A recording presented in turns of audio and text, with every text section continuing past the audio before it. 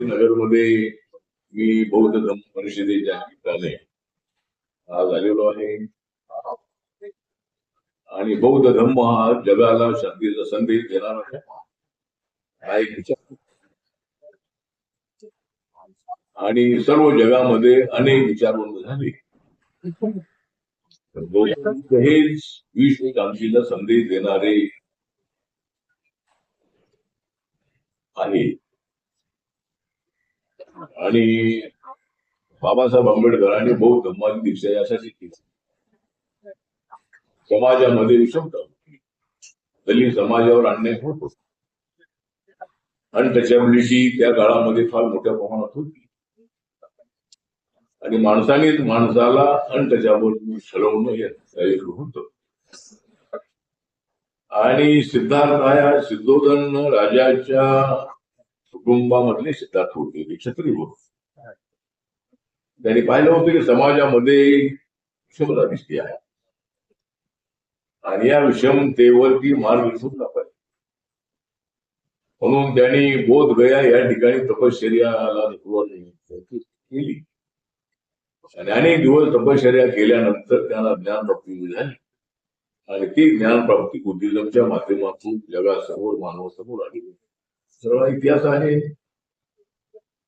आज या बौद्ध धम्म परिषदेच्या निमित्ताने आमच्या सर्व बौद्ध समाजाची मागणी आहे, ज्या ठिकाणी गौतम बुद्धांना ज्ञानप्राप्ती झाली त्या बोधी वृक्षाच्या बाजूला महाबोधी महाविहार आहे आणि हे महाबोधी महाविहार भदंत महाथेरो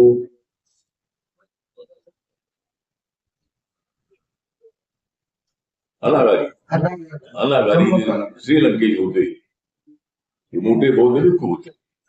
हे त्या ठिकाणी 1600-1700च्या त्या काळामध्ये आले आणि त्यांनी त्या ठिकाणी ते बुद्ध मंदिर बांधलेलं आहे.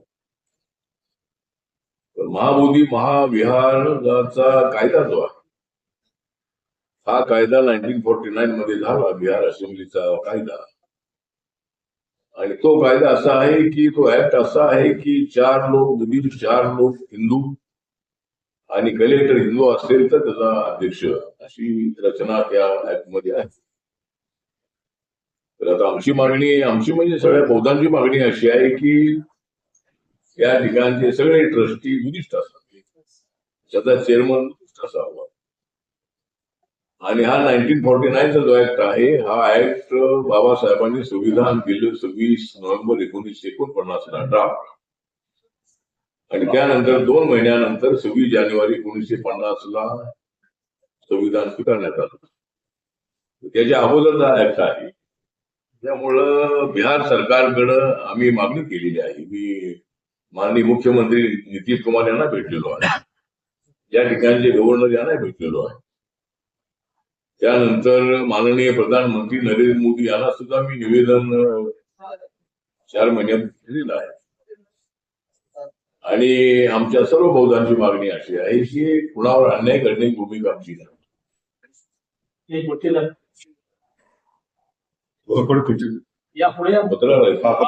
तुम्ही तिकडे बघा, पत्रकार